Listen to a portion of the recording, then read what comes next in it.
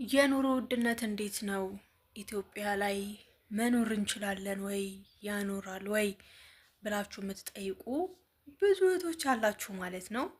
እግዚአብሔር ያኖራል። እና አንዳንዶቻችሁ ደግሞ እንዴት እንደዚህ ትያለሽ? እንዴት እንደዚህ የለም ወይ? እንደዚህ እኮ ነው። እንደዚህ ልንገራችሁ፣ ተረጋጉ። መጀመሪያ ከመናገር በፊት ወይ ደግሞ አዳምጡ ወይ ተረጋጉ። ሰላም እግዚአብሔር ይብዛላችሁ። ውድና የተከበራችሁ ቤተሰቦች እንዴት ከረማችሁልኝ? እንዴት አላችሁ? እኔ በጣም ደህና ነኝ። እግዚአብሔር የተመሰገነ ይሁን። ክብሩ ይስፋ ለመድኃኔዓለም። ዛሬ አንድ ነገር ይዤላችሁ ነው የመጣሁትኝ። እንግዲህ ያው ኢትዮጵያ ነኝ ያለሁት እንደምታውቁትና አብዛኛዎቻችሁ ስለ ኑሮ ውድነት ነው የምታወሩት። ኑሮ ውድነት፣ ኑሮ ውድነት፣ ኑሮ ውድነት። እንዴ ቤተሰቦች፣ ኢትዮጵያ ምድር ላይ ብቻ አይደለም እኮ የኑሮ ውድነት ያለው ሀገር ላይ ኑሮ ውድነት አለ። እናንተ ስትዘረዝሩና ስታወጡ ስለማይሰማችሁ እዛ ሆናችሁ ነው እንጂ እኮ እዛም እኮ ኑሮ ውድነት አለ። ዱባይም ሊሆን ይችላል፣ ቤሩት፣ የተለያየ አረብ ሀገር ያላችሁ አብዛኛዎቻችሁ ማለት ነው። ኑሮ ውድነት የትም ቦታ አለ። እኛ የጎዳን ምንድነው? መዳሞቻችን ገዝተው ስለሚያመጡና እነሱ ያመጡልንን ነገሮች ስለምንጠቀም ነው። ምንም ነገር ከነሱ እጅ ስለሆነ እኛን ያስጨነቀን ትልቅ መንፈስ ሆኖ የመጣብን ምንድነው? ጭንቅላታችን ላይ የኢትዮጵያ የኑሮ ውድነት። እኔ እህቶቼ ብዙዎቻችሁ አንቺ ስለምትመለሽ ነው አንቺ እንደዚህ እንዴ። ስለኔ መመለስና ስለኔ ያለመመለስ የኢትዮጵያ ኑሮ ውድነት ምን አገባው እንዴ? እኔ እኮ እንደ ቤቴ ነው እንጂ እንደ ጎረቤት እኮ አልኖርም እንዴ። የሚቸግር ነገር አለ። አዎ ብዙ ነገር የሚቸግር ነገር እኮ ይኖራል እህቶች። ወጣትነት እንዳለ እኮ ማርጀት ይኖራል።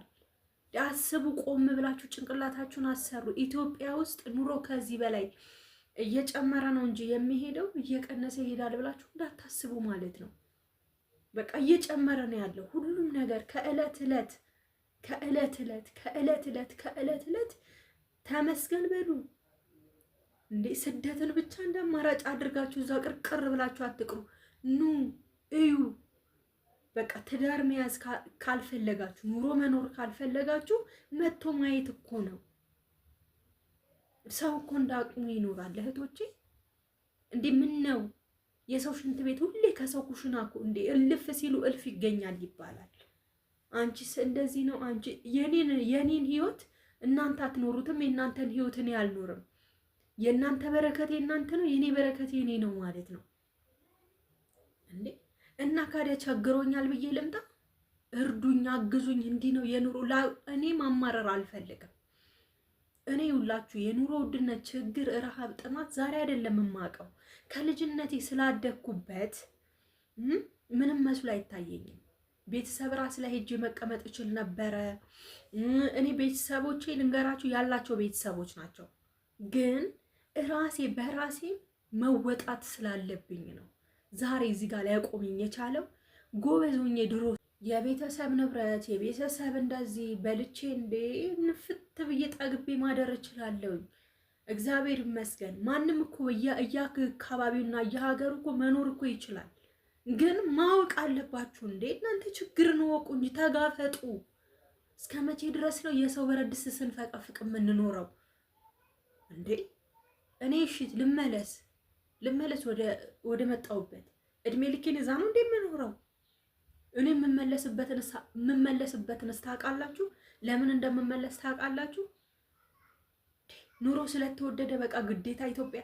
እኔ ልንገራችሁ መቼም ስለ ኑሮ ውድነት እንደዚህ ነው ይሄ እኮ በቃ ያበቃለት እኮ ነው። ድሮ አወራን እኮ፣ ዘንድሮ መድገም አያስፈልግም። ስለዚህ እኔ እንደ እህትነት መመክራችሁ መታችሁ እዩ። ሰው ባወራው ሳይሆን እናንተ ኑ እዩ። ስለ ዕቃ ውድነት፣ ስለ ቤት ውድነት፣ ስለ ኑሮ፣ ስለ ሁሉም ነገር መታችሁ አይታችሁ እራሳችሁ ተወስናላችሁ ማለት ነው። እግዚአብሔር የከፈተውን ጉሮሮ ሳይዘጋ አያድርም። ተመስገን በሉ፣ ምስጋና ልመዱ። የኑሮ ውድነት ከዚህ በኋላ ይንቀሳቀሳል? በፍጹም እህቶች፣ እድሜያችሁን በሰው ሀገር አትጨርሱ። ኑ የመሰላችሁን ነገር አድርጉ። ራሳችሁ እዛ ቅር ብሎ ተደብቆ ኑሮ የኑሮ ውድነት እንዲሆነ እንዲህ ነው እያሉ ነው። እኔ ምን ልሆን? ምንም ልንሆን አንችልም። እስከ መቼ ድረስ የሰው ቤት? እኔ እኮ ሀብት ያለውም ሀብቴ እኩል እኮ ነው የምናማርረው። ለምንድን ነው የምትጨነቁት ጋይስ? እዚህ እኮ መተን ማለት ነው አመዳችን ነው ቡን የሚለው። ተጠንቀቁ። ይኸውላችሁ ሳንቲማችሁን ቋጥሩ፣ ብራችሁን አታባክኑ። ይቺ ልጅነትና ይቺ ጊዜ መቼም አታገኟትም። ይሄ በየሶሻል ሚዲያ ላይ ከሌለ እርዳ፣ በየሶሻል ሚዲያ ላይ እንዲህ ላድርግ፣ ለነፍስ የሚባል ብዙ ነገሮች ማድረግ የምትችሉት አለ። እኔ ልንገራችሁ፣ ለነፍስ ከፈለጋችሁ አስራታችሁን በአግባብ አውጡ። የቤተ ክርስቲያን የእግዚአብሔርን ለእግዚአብሔር ስጡ። ከዛ በኋላ እግዚአብሔር ያስተካክለዋል ማለት ነው። በየሶሻል ሚዲያ ላይ እየዋላችሁ ባዶ እጃችሁን ናችሁ። ወላ ቤት የለ ወላ ምን የለ። እዚህ መጥቶ ስቃይ ችግር የምታወሩት እያንዳንዳችን ቤት እኮ ችግር አለ። ችግር የለም ማለት አይደለም። እንኳን ደሃው ቤት ይቅርና ሀብታሙ ቤትም ችግር አለ። ግን ተመስገን ቀኔና ምስጋና አታውቁም እንዴ? ተመስገን በሉ በቃ። አታጉሮምርሙ። ጎዳና የሚያድረው አጉሮምርሙ፣ እቤት የሚያድረው አጉሮምርሙ። እንዴ ምን ሆናችሁ ነው? ዛሬ ላይ ራሳችሁን ቻሉ። ነገ እንዳትቸገሩ ዛሬን ተጠንቀቁ።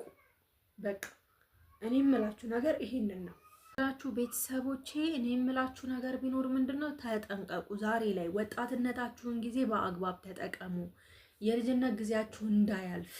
ቤት ከሌላችሁ ቤት ስሩ። ቦታ ክፍለ ሀገር ላይ የክፍለ ሀገር ልጆች ቦታ አስገዙ። እንደዚህ የእርሻ መሬቶች ምናምን ብልጥ ሁኑ። ይሄ ዝም ብሎ እንደዚህ ነው ኢትዮጵያ እንደዚህ ነው ሰው ስላላችሁ አይደለም። እራሳችሁ አይታችሁ እመኑ ማለት ነው።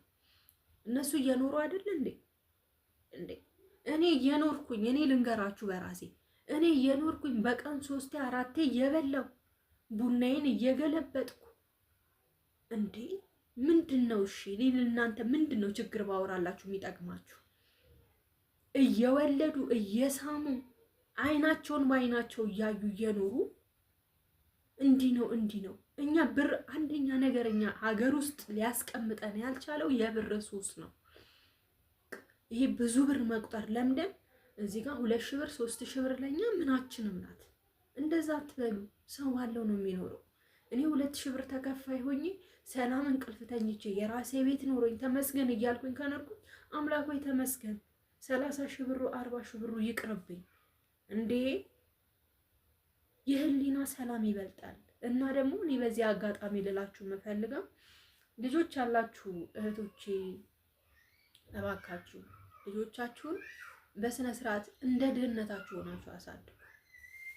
ይሄ ስደት ምናምን ወልዶ መሰደድ እጅግ በጣም የሶሻል ሚዲያ ላይ እያየን ነው።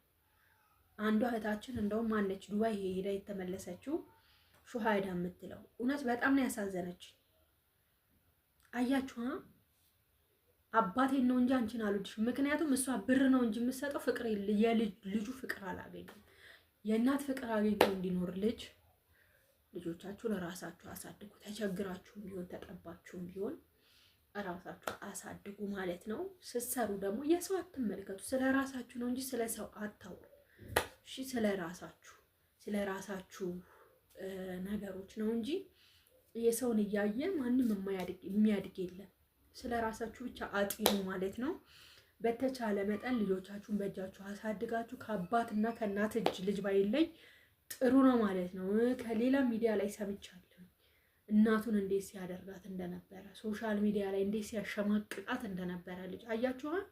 እናንተ ለፍታችሁ እንኳን አሳድጋችሁ ገንዘባችሁን እንኳን ሰጥታችሁ አሳድጋችሁ መጨረሻችሁ ይሄ ነው የሚሆነው ማለት ነው። ጥንቃቄ አድርጉ እና እግዚአብሔር አምላክ ሀገራችንን ሰላም ያደርግልን። እናንተም በያላችሁበት ሰላም ሁኑ፣ ተረጋጉ፣ አትረበሹ፣ መታችሁ እዩ ማለት ነው። እኔ የምለው ይሄንን ብቻ ነው።